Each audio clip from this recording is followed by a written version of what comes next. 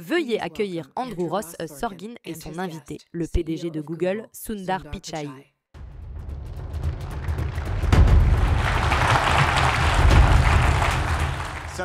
Sundar Pichai est parmi nous aujourd'hui. Il est bien sûr le PDG d'Alphabet et de Google. C'est l'une des entreprises les plus influentes et les plus scrutées au monde, probablement même la plus importante. Sous sa direction, Google a façonné une grande partie de notre ère numérique telle que nous la connaissons. En 2023, Alphabet a déclaré un montant stupéfiant de 307 milliards de dollars de revenus. Son moteur de recherche maintient plus de 90% de part de marché mondial. Nous parlerons de ce que cela signifie dans un instant. YouTube compte maintenant plus de 2,5 milliards d'utilisateurs connectés mensuellement. Android alimente plus aussi 70% de tous les smartphones dans le monde. Donc, si vous avez un iPhone, vous êtes en minorité par rapport au reste du monde. Mais nous devons mentionner que le gouvernement américain poursuit actuellement l'une des plus importantes affaires antitrust depuis des décennies, accusant Google de maintenir un pouvoir monopolistique. Il envisage même la possibilité de démanteler l'entreprise. Nous en parlerons. Alors que Sundar gère tout cela, il dirige également Google à travers un monde technologique en rapide évolution, avec l'IA et des produits comme Gemini. Je dois mentionner que c'est la deuxième fois de Sundar sur notre scène et nous sommes ravis de vous avoir ici. Merci, c'est super d'être ici. Il y a tellement de sujets à aborder et nous allons parler d'IA, de technologie, du gouvernement, de culture et de nombreux autres sujets. Je pense que le meilleur endroit pour commencer, si vous me le permettez, est de parler de notre situation actuelle. Nous avons parlé plus tôt avec Sam au sujet de l'IA, mais je voulais spécifiquement commencer avec vous. Je voulais aborder l'IA et la technologie, mais peut-être d'un point de vue différent. Et j'aimerais vous lire, si je peux, une citation. Elle vient d'un de vos concurrents, que vous n'allez peut-être pas apprécier, mais je pense que vous aurez une bonne réponse. Votre ami Satya Nadella de Microsoft. Il a dit que Google aurait dû être le gagnant par défaut dans la course à l'IA des grandes entreprises technologiques. Il a dit « Google est une entreprise très compétente. Évidemment, ils ont à la fois le talent et la puissance de calcul. Ils sont verticalement intégrés. Ils ont tout, des données au silicium, en passant par les modèles, les produits et la distribution. » Je suis très curieux. Il a en quelque sorte lancé ce débat sur la position de Google. Vous étiez les originaux, les pionniers, quand il s'agit d'IA. Où pensez-vous vous situer dans ce parcours par rapport à ces autres acteurs? Et pensez-vous que vous étiez ou êtes toujours censé être, comme il le dit, le gagnant par défaut? Whether you think you were or still are supposed to be, as he says, the default winner. I would love to do J'aimerais faire une comparaison directe entre les modèles de Microsoft et nos modèles. Malheureusement, ils utilisent les modèles de quelqu'un d'autre. Vous mettez déjà les gants et vous lancez un défi. J'ai beaucoup de respect pour eux et leur équipe. C'est un moment très dynamique dans l'industrie. Quand je regarde ce qui nous attend, nous sommes peut-être au tout début d'un changement profond. Nous avons adopté une approche complète et approfondie de l'IA. Nous faisons de la recherche de classe mondiale. Nous sommes l'entreprise la plus citée en matière d'IA générative, l'institution la plus citée au monde en recherche fondamentale. Nous construisons l'infrastructure d'IA. Et quand je dis infrastructure d'IA, je parle de tout, depuis le silicium. Nous en sommes à notre 6e génération d'unités de traitement tensoriel. Vous avez mentionné notre portée produit. Nous avons 15 produits avec plus d'1,5 demi-milliard d'utilisateurs. Nous construisons des modèles fondamentaux. Nous les utilisons en interne et les fournissons à plus de 3 millions de développeurs. C'est un investissement profond et complet. Nous nous préparons pour notre prochaine génération de modèles. Je pense qu'il y a encore tellement d'innovations à venir. Nous nous engageons à être à la pointe dans ce domaine et je pense que nous y sommes. Aujourd'hui même, nous venons d'annoncer une recherche révolutionnaire permettant de créer une scène 3D à partir d'un texte et d'une image. La frontière avance très rapidement et nous attendons avec impatience 2025.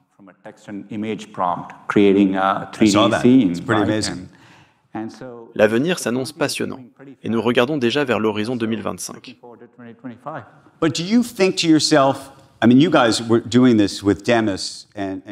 Vous étiez les premiers avec DeepMind et Google Brain très tôt. Diriez-vous que maintenant tout le monde rattrape son retard et arrive à un niveau similaire?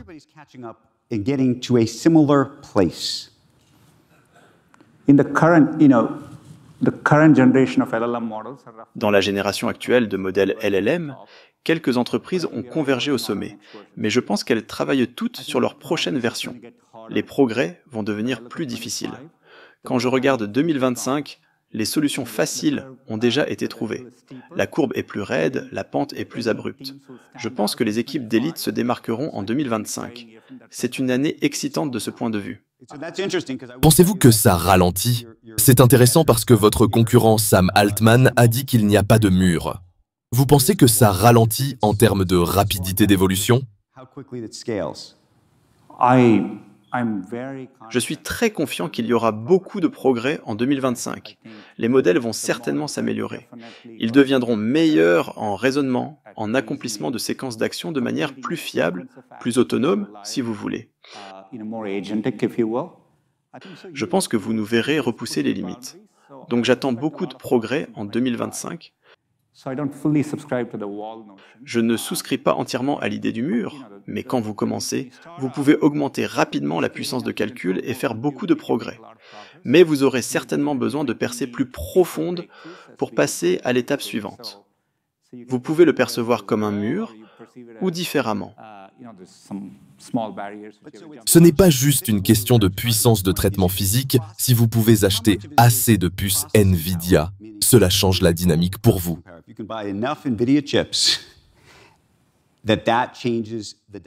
Il y a aussi la question des nouvelles données qui arrivent, qu'elles soient réelles, numériques ou synthétiques, par rapport à l'amélioration et au changement de l'algorithme.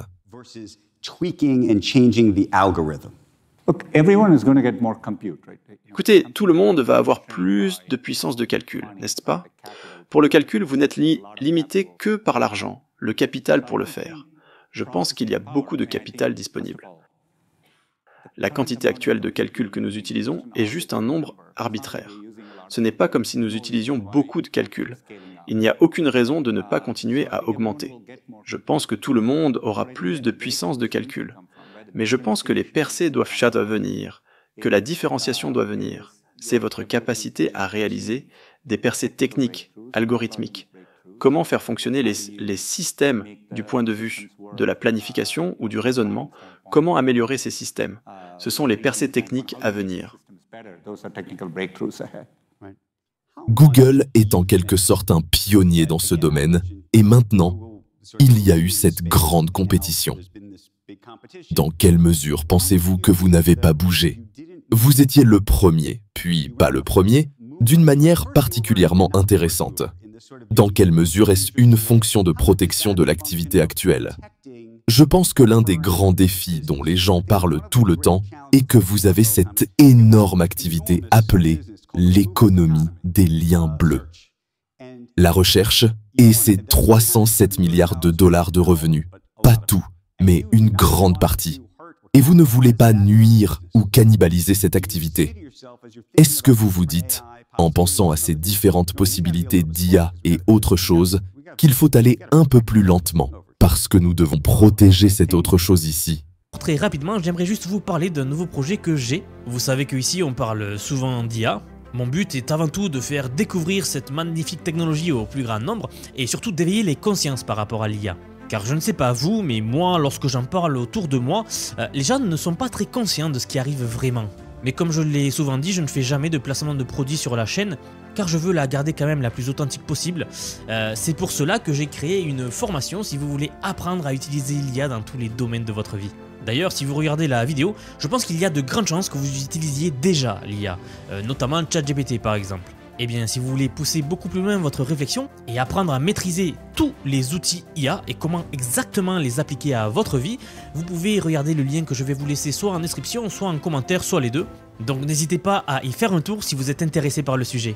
Je tiens juste à préciser que vous aurez également accès à la communauté Vision IA, où nous sommes toute une série de passionnés dans le monde de l'IA et nous discutons régulièrement de comment appliquer l'IA dans vos domaines respectifs. Voilà, désolé pour la petite coupure, on ne perd pas plus de temps et je vous rappelle que si vous êtes intéressé, vous trouverez les liens en dessous. Je pense que le domaine où nous avons appliqué l'IA le plus agressivement dans l'entreprise était la recherche. Les améliorations de la qualité de recherche étaient toutes basées sur les transformers. En interne, nous l'appelons BERT et MOM, et nous avons rendu la recherche multimodale, les améliorations de la qualité de recherche. Nous améliorions la compréhension du langage de la recherche. C'est pourquoi nous avons construit les Transformers dans l'entreprise. Et si vous regardez les 2 dernières années, avec les aperçus d'IA, Gemini est utilisé par plus d'1 milliard d'utilisateurs dans la recherche seule, et je pense que nous ne faisons que commencer. La recherche elle-même continuera à changer profondément en 2025. Je pense que nous allons pouvoir traiter des questions plus complexes que jamais. Vous serez surpris, même au début de 2025, du genre de nouvelles choses que la recherche pourra faire par rapport à aujourd'hui. Il y a toujours, quand vous êtes dans la technologie, une version du dilemme de l'innovateur quelque part. Il n'y a qu'une seule réponse au dilemme de l'innovateur à chaque fois. Vous vous penchez sur ce moment. Pensez-vous que vous avez pris le bon virage? Je vais vous lire quelque chose, et c'est un peu dur. Vous l'avez probablement lu. Christopher Mims, dans le journal. Il dit « L'activité principale de l'entreprise est assiégée. Les gens obtiennent de plus en plus de réponses de l'intelligence artificielle. » Et il ne parle pas nécessairement de Gemini. Il dit que les jeunes générations utilisent d'autres plateformes pour recueillir des informations. Et à plus long terme, il suggère que certains des résultats qui seront fournis par les moteurs de recherche, leur valeur va se détériorer parce qu'ils vont être inondé. Le web va être inondé de contenu généré par l'IA. Écoutez, il y a plusieurs aspects à la question. Dans un monde inondé de contenu, trier et fournir aux gens, je pense que quelque chose comme la recherche devient plus précieux. Dans un monde où vous êtes submergé de contenu, vous essayez de trouver du contenu fiable, qui a du sens pour vous, que vous pouvez utiliser de manière fiable. Je pense que cela devient plus précieux. Concernant votre point précédent sur la quantité d'informations disponibles et les différentes façons dont les gens l'obtiennent, l'information est l'essence de l'humanité. Nous avons toujours été sur une courbe d'information. Quand Facebook est arrivé, les gens ont eu une toute nouvelle façon d'obtenir des informations. YouTube, Facebook, je peux continuer encore et encore. Je pense que le problème avec beaucoup de ces constructions est qu'elles sont à somme nulle dans leur perspective inhérente. Elles donnent juste l'impression que les gens consomment l'information d'une manière limitée et que tout le monde se la partage. Mais ce n'est pas la réalité de ce que font les gens. Si vous deviez classer la concurrence maintenant, si vous deviez vous asseoir un lundi matin avec un tableau blanc et dire « pas aujourd'hui, mais en 2025, 2026, 2027, voici qui nous devons surveiller, voici ce que nous pensons qu'ils sont capables de faire, et voici ce dont nous sommes capables ». À quoi ressemble ce tableau pour vous? Eh bien, 2 choses à dire. Il y a quelques années, quand Alexa a été lancé et Siri a été lancé, il y avait exactement les mêmes questions. La seule raison pour laquelle je dis cela, c'est que quand vous êtes à la pointe de la technologie, c'est tellement dynamique que les réponses sur le tableau changeraient constamment. Je pense sincèrement que pour l'IA, il y a quelques grands laboratoires qui investissent beaucoup. Il y a environ 5 à 6 entreprises importantes. Je pense que les noms sont évidents pour la plupart des gens. Laissez-moi vous poser une question à ce sujet, parce que vous pensez qu'ils sont évidents. Je ne sais pas s'ils le sont. Je pense que ChatGPT, OpenAI, c'est évident. Anthropic est évident. Vous êtes évident. De plus en plus peut-être XAI. Je pense que XAI, étant donné le parcours d'Elon, certainement. Meta a fait un excellent travail avec Llama. Et où placez-vous Apple? Et nous allons parler à Jeff Bezos d'Amazon dans un moment. Écoutez, ce sont des entreprises extraordinaires. Nous sommes partenaires avec Apple dans certains domaines. Apple et Amazon viennent d'avoir un événement hier où ils ont annoncé leur propre modèle. Ce sont des entreprises avec des capacités profondes et un accès important au capital et un historique extraordinaire d'exécution. Cela montre à quel point le moment est dynamique. Mais je pense que c'est une erreur de penser que pour la technologie la plus profonde sur laquelle nous allons travailler en tant qu'humanité, il n'y aura qu'une poignée d'entreprises qui y travaillent. Les opportunités sont beaucoup plus importantes que ce que la plupart des gens peuvent comprendre aujourd'hui. Laissez-moi vous poser une question de management. Une des critiques a été que Google n'avançait pas assez vite. L'approche d'Elon Musk en matière de management, très directive, doit se produire. Mark Zuckerberg a adopté cette approche directive. Je lisais le regretté Charlie Munger. Il avait fait un commentaire. Il était allé visiter Alphabet avant son décès. Il a dit J'ai été au siège de Google. Ça m'a semblé être une maternelle très riche. J'ai trouvé que c'était une citation très intéressante, mais j'y réfléchissais parce que cela m'a fait penser... Nous nous connaissons peut-être depuis une décennie maintenant ou plus, et je trouve que vous êtes quelqu'un de très réfléchi qui pense constamment à toutes ces choses. Mais je ne vous vois pas toujours nécessairement comme un combattant. Qu'en pensez-vous? Écoutez, prenez quelque chose comme Waymo par exemple. Quand vous travaillez sur la technologie, vous avez une vision claire et vous l'exécutez sans relâche et avec ambition. Vous voulez créer une culture qui peut faire cela sur une longue période. Il y a plusieurs façons d'y parvenir.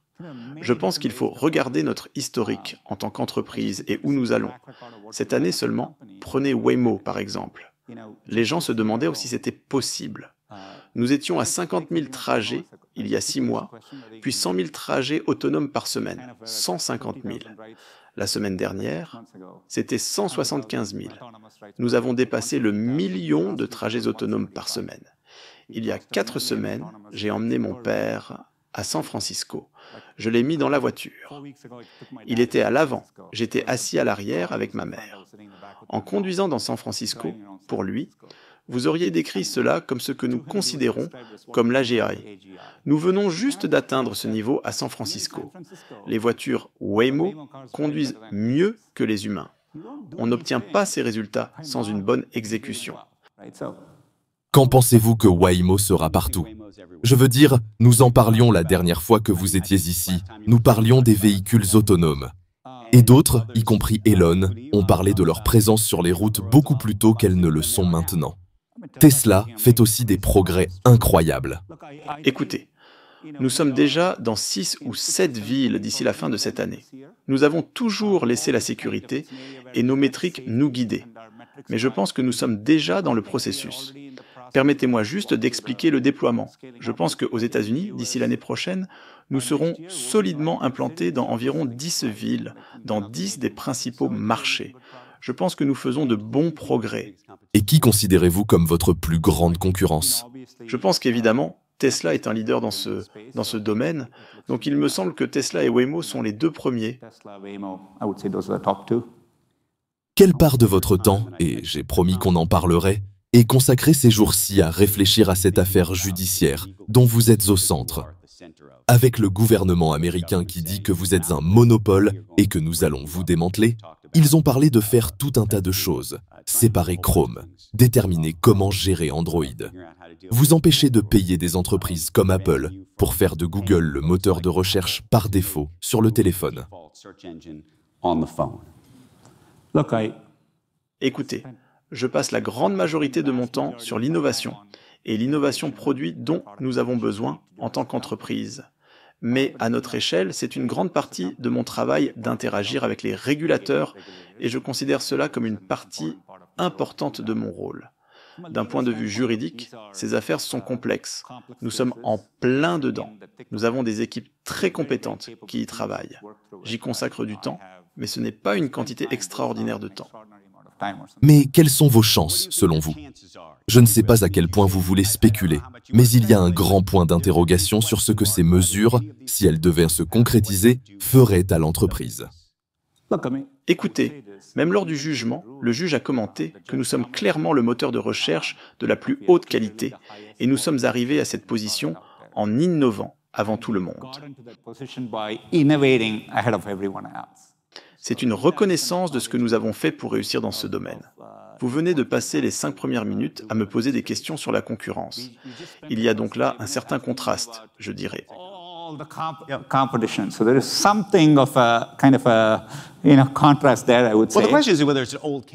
La question est de savoir si c'est une vieille affaire. Je pense qu'aujourd'hui, la grande question, étant donné que j'utilise parfois ChatGPT ou d'autres services et trouve des résultats de recherche. Écoutez, nous avons toujours soutenu que la concurrence n'est qu'à un clic, particulièrement sur Internet. Et c'est vrai, je pense. Et finalement, il y a une norme de bien-être du consommateur. Demandez aux consommateurs toute cette innovation qui émane de Google. En tant qu'entreprise, dans n'importe quel domaine, nous avons parlé de la conduite autonome, de l'IA, de l'informatique quantique, nous sommes à la pointe de l'innovation. Nous fournissons ces services. Nous rendons open source et publions la plupart de ces innovations, toute l'architecture récente de l'IA, les transformers, etc. Beaucoup de nos projets et produits sont open source.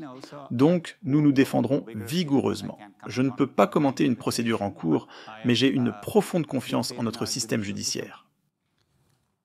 Laissez-moi vous poser une question connexe. Le président élu a fait beaucoup de commentaires sur Google. Il a parlé du besoin de concurrence, mais aussi du besoin d'avoir de grandes entreprises technologiques fortes pour concurrencer la Chine. Il a suggéré qu'il ne serait peut-être pas si enclin à vouloir que Google soit démantelé. Lui avez-vous parlé de cela? Écoutez, sans rapport avec le litige en cours, dans mes conversations avec lui, il est définitivement très concentré sur la compétitivité américaine, particulièrement dans la technologie, y compris l'IA. Je pense qu'il y a une réelle opportunité en ce moment. Une des contraintes pour l'IA pourrait être l'infrastructure que nous avons dans ce pays, y compris l'énergie, la vitesse à laquelle nous pouvons construire les choses. Je pense qu'il y a des domaines réels où il réfléchit et s'engage à faire une différence. Donc j'espère que nous pourrons faire des progrès là-bas. Pensez-vous que son accession à la présidence change vraiment la dynamique pour vous? Je veux dire, si Harris avait gagné, pensez-vous que le résultat aurait été différent? Écoutez, c'est une affaire du ministère de la Justice et l'affaire est déjà devant les tribunaux. Et elle a commencé sous Trump. Je n'ai pas d'aperçu particulier à ce sujet. Je pense que nous nous défendrons là-bas. Mais je vois simplement que la décennie à venir et l'IA finissent par être la plus grande opportunité devant nous. Je me concentre donc sur ce que nous pouvons faire pour innover en tant qu'entreprise. Et je pense que si nous pouvons bien faire cela, notre succès est entre nos mains plus que toute autre chose. Vous avez fait récemment un commentaire selon lequel 25% des logiciels écrits aujourd'hui chez Google sont écrits par l'IA, ce que j'ai trouvé étonnant. Mais cela a conduit à une question à laquelle je ne vous ai pas encore vu répondre. Est-ce que cela a changé votre façon de recruter chez Google? Êtes-vous en train de modifier vos plans de recrutement en conséquence? Pour préciser la première partie, écoutez. Les humains écrivent le code, les systèmes d'IA suggèrent des complétions. Et 25% du code validé implique que les gens acceptent ces suggestions. Donc, vous êtes encore loin du moment où l'intelligence artificielle pourra purement écrire le code à partir d'une simple description du problème.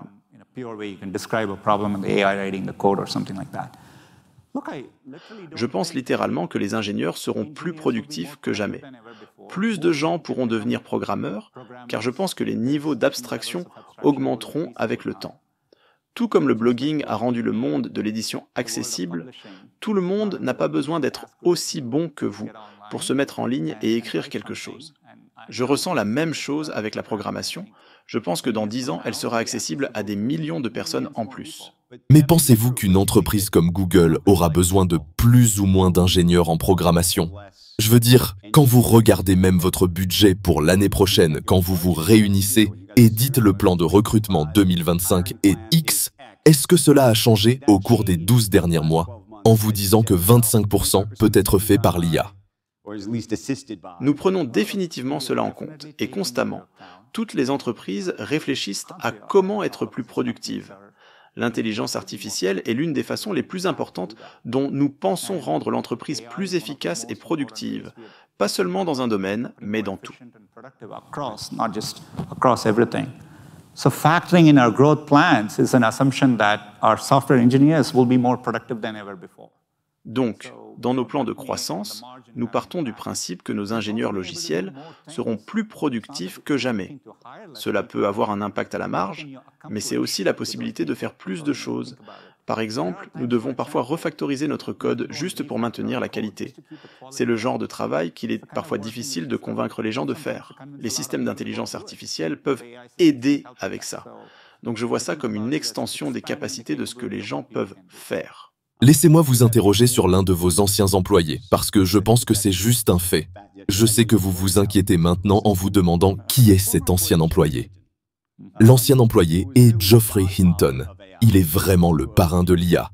Il était le véritable pionnier. Il vient de remporter le prix Nobel pour le travail qu'il faisait avec vous.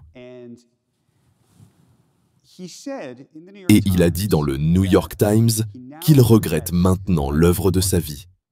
C'était assez profond, il a dit « Je me console avec l'excuse habituelle. Si je ne l'avais pas fait, quelqu'un d'autre l'aurait fait. »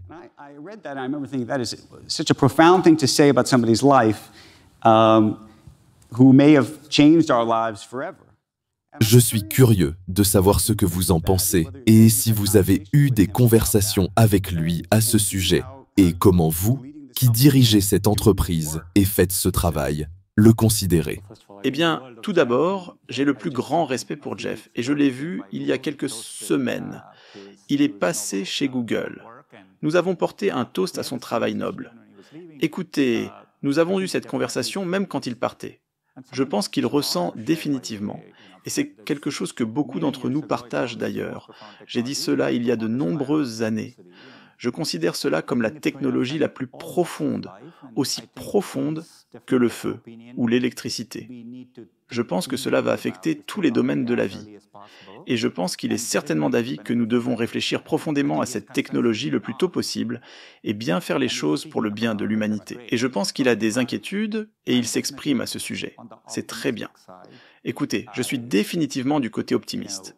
Quand je pense au domaine où cette technologie va faire une différence pour les gens, pour l'autre domaine, Dennis et John Jumper ont reçu le prix Nobel pour AlphaFold, où nous avons utilisé l'IA pour mieux prédire le repliement des protéines.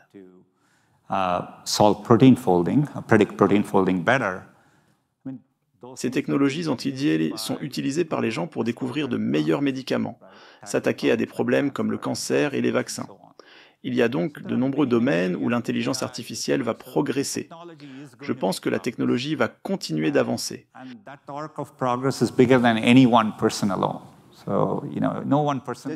Se sent-il mieux à ce sujet maintenant? Pensez-vous que vous l'avez convaincu? Je pense que Jeff devrait parler pour lui-même. Je pense qu'il est fier du travail qu'il a accompli. Il pose simplement des questions. Il veut juste que nous réfléchissions tous aux implications de cette technologie. En passant, cette chose arrive, et il pourrait y avoir beaucoup de problèmes. Vous devriez la réglementer. Beaucoup de gens dans la tech ont dit qu'il fallait réfléchir à ce qu'il faut faire à ce sujet. Avez-vous le sentiment que Washington ou un autre organisme, peut-être l'Europe, va véritablement réglementer l'IA? Cela me déconcerte, car nous parlons de réglementer les médias sociaux. Nous venons d'en parler avec le prince Harry, et il n'y a eu aucune véritable réglementation. Je ne dis pas qu'il devrait y en avoir, je me demande simplement si vous pensez qu'il y en aura.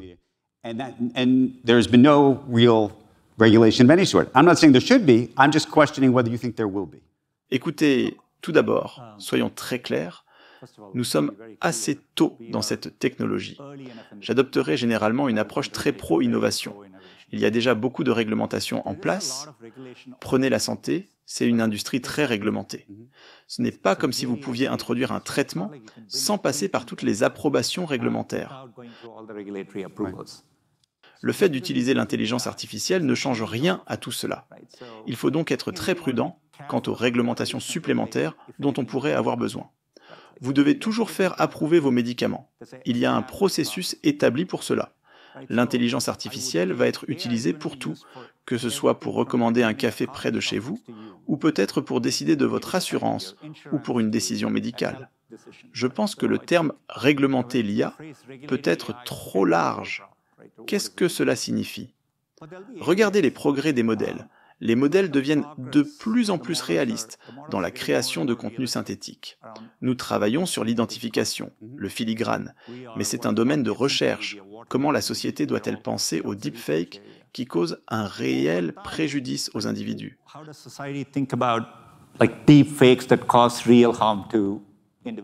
Devriez-vous avoir certaines notions? Je pense que dans l'industrie financière, il y a des notions de fraude. Donc vous devez être réfléchi et délibéré, et être spécifique sur ce que vous essayez de faire. Que pensez-vous? Et nous en avons aussi parlé ce matin, et vous avez plus de contenu que quiconque à cet égard. De la valeur de ce contenu. Vous avez mes emails sur Gmail. si j'ai téléchargé des vidéos ou si quelqu'un d'autre a téléchargé des vidéos de moi sur YouTube. Je suis sûr que les gens ont copié-collé des articles que j'ai écrits ou d'autres choses. Comment devrions-nous penser à cela et à sa valeur? C'est très intéressant car si vous alliez écrire un livre, vous pourriez aller à la bibliothèque et peut-être lire 30 livres. Vous pourriez acheter d'autres livres et prendre toute cette information dans votre tête et, espérons-le, la citer en note de bas de page ou dans la bibliographie. Mais vous ne pourriez probablement le faire qu'une fois. Ce serait très difficile pour vous de prendre toutes les informations, de les apprendre et de les recracher 1 million de fois. Vous pouvez les recracher 1 million de fois par jour. Je me demande juste quelle devrait être l'économie de cela pour les gens qui le créent à l'origine. Pensez-vous qu'il devrait y avoir des règles différentes concernant l'utilisation équitable à l'ère de l'IA? C'est une question très importante. Je pense que plus que toute autre entreprise, nous avons depuis longtemps, notamment dans la recherche, bien que ce soit souvent débattu, nous réfléchissons beaucoup au trafic que nous envoyons vers l'écosystème. Même pendant la transition de ces dernières années, cela reste une priorité importante pour nous. Sur YouTube, nous avons fait beaucoup d'efforts pour comprendre et identifier le contenu, avec Content ID et la monétisation pour les créateurs. Je pense que ce sont des principes importants. Il y aura toujours un équilibre à trouver entre la compréhension de l'utilisation équitable quand une nouvelle technologie arrive, et comment redonner de la valeur proportionnellement à la valeur de la propriété intellectuelle. Le dur travail que les gens ont fourni mérite d'être récompensé, mais il faut aussi comprendre ce qui constitue une utilisation équitable. Face à l'arrivée d'une nouvelle technologie, il faut trouver le juste équilibre entre ces deux aspects. Comment redonner de la valeur proportionnellement à la valeur de la propriété intellectuelle et au travail acharné des gens. Mais vous pensez qu'il devrait y avoir des règles différentes concernant l'utilisation équitable à l'ère de l'IA? Ce sont des questions importantes qui seront certainement traitées par le Congrès, la Cour suprême et tous les acteurs concernés. Mais s'ils le font, ils seront en retard car tout cela est déjà en mouvement, ça nous a déjà dépassé. Toutes ces informations ont été aspirées et les gens en ont tiré des enseignements. Dans la mesure où certains utilisent vos services et d'autres services, ils en sont les bénéficiaires. Mais ce n'est pas clair que le créateur original en soit le bénéficiaire. But it's not clear that the original creator is the beneficiary right now. Par exemple, concernant notre travail sur la génération de musique, nous l'avons principalement fourni comme outil pour les artistes. Nous avons été délibérés dans cette approche. Nous n'avons pas mis la génération de musique entre les mains des utilisateurs, nous donnons ces outils aux créateurs. C'est comme ça que nous le faisons principalement sur YouTube. Nous sommes réfléchis dans notre approche de ces questions. Mais je pense que les gens développeront des modèles autour de cela. Des modèles économiques. Écoutez, vous dépensez beaucoup d'argent pour les créateurs sur YouTube, par exemple.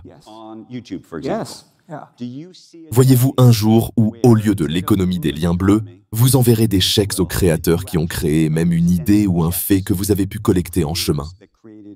Even an idea or a fact that you were able to collect along the way.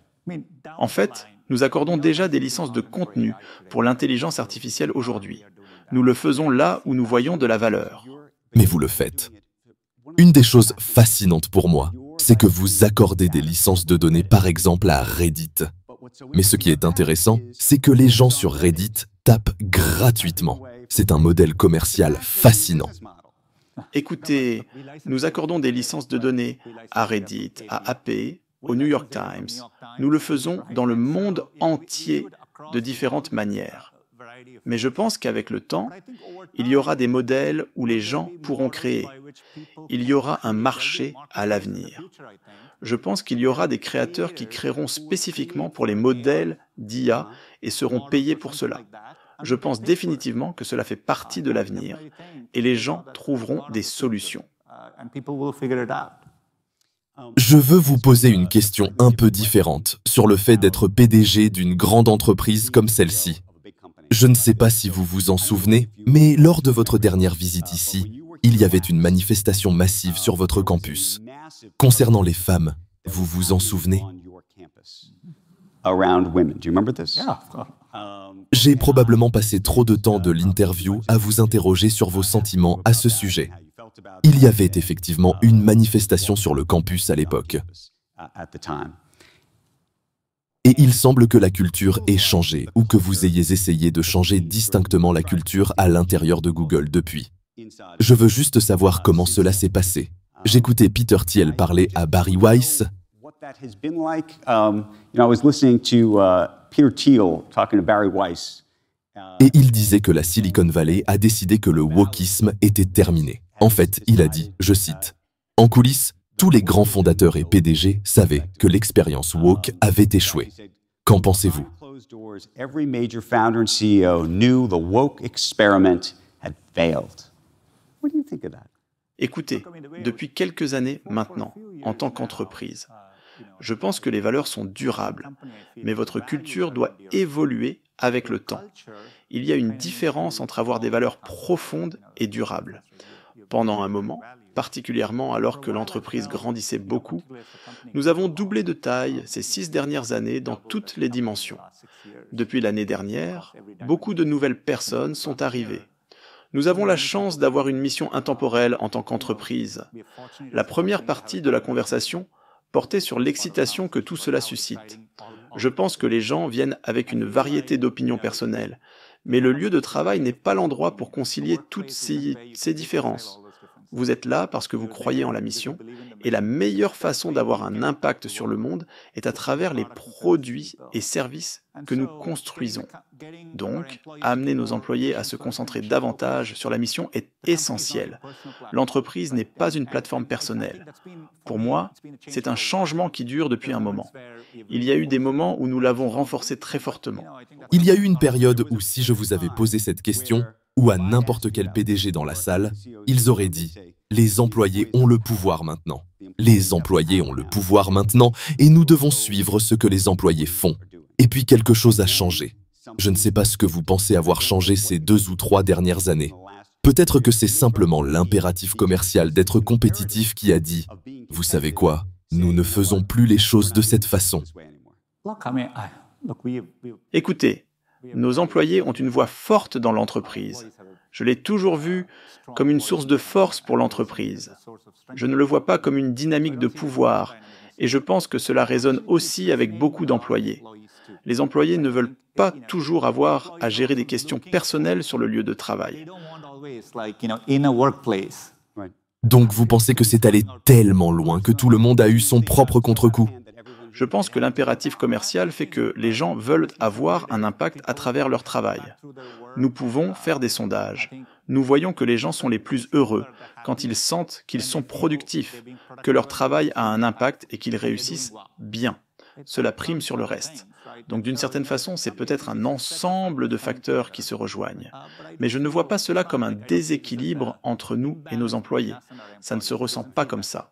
C'est une entreprise géante, comme je l'ai mentionné. Pensez-vous parfois que l'entreprise serait mieux divisée? Non pas les produits comme je viens de le décrire, mais vous savez, une des raisons pour lesquelles l'entreprise a été renommée Alphabet était cette idée qu'il y aurait différentes unités. Techniquement, ces unités pourraient être séparées en d'autres entités. C'est ce que le marché pensait à un moment donné, et cela ne s'est pas vraiment produit encore. Peut-être que cela arrivera avec quelque chose comme Waymo. Écoutez, certaines de nos autres entreprises ont leur propre conseil d'administration. Nous avons des investisseurs externes. Nous avons une vision à long terme. Et est-ce que je m'attends à ce que certaines d'entre elles deviennent des entreprises publiques indépendantes dans les 10 prochaines années? La réponse est oui.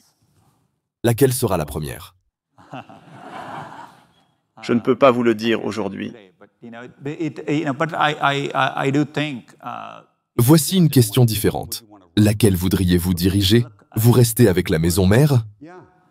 Écoutez, je tiens profondément à construire et à voir l'évolution de l'IA se réaliser.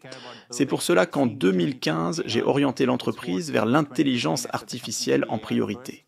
C'est ce qui m'a motivé à devenir PDG. Je pense que la prochaine décennie sera la plus intéressante dans ce domaine. Parce que vous avez dit que vous vouliez voir cela jusqu'au bout.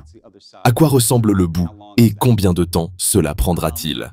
Écoutez, je vois probablement les choses différemment de la plupart des gens. Il y a beaucoup de focus sur l'AGI et ce que ce mot signifie. Ironiquement, il y a 10 ans chez Google, nous avions ces débats. Je me souviens, y compris avec Larry et Sergey, de discussions sur quand le test de Turing serait résolu. C'était vers 2010. Il y avait des paris sur si ce serait dans moins de 5 ans, entre 5 et 10 ans, etc. etc. Regardez, nous avons en quelque sorte franchi la barrière du test de Turing. Personne n'en parle maintenant. Pour reprendre mon exemple précédent sur Waymo, le fait que Waymo conduise mieux que les humains à San Francisco, avons-nous franchi un seuil là? Personne ne le voit même de cette façon dans ce public. Les gens montent dans une Waymo sans même y penser. Donc je pense que poser ces questions n'est pas le plus important. La vraie question est: est-ce que la technologie progresse rapidement? Oui. Va-t-elle continuer à faire plus de choses qu'aujourd'hui, y compris atteindre une spécialisation avancée dans de nombreuses tâches? La réponse est oui, cela va se produire dans la prochaine décennie. Alors dans 10 ans, à quoi ressemblera Google? Que sera Google dans 10 ans, compte tenu de toute la concurrence dont nous parlons, tous ces autres noms qui essaient de faire ce que vous faites? Aura-t-elle 90% de parts de marché dans la recherche? Aura-t-elle 307 milliards de dollars de revenus? Je suppose que vous en voulez plus. La dernière décennie, nous avons orienté l'entreprise pour être profondément axée sur l'IA. Pour nous, l'IA n'est pas seulement les LLM, c'est un moment dans le temps. Nous travaillons sur tellement de choses de manière fondamentale. C'est la même technologie qui améliore la recherche. YouTube, le cloud.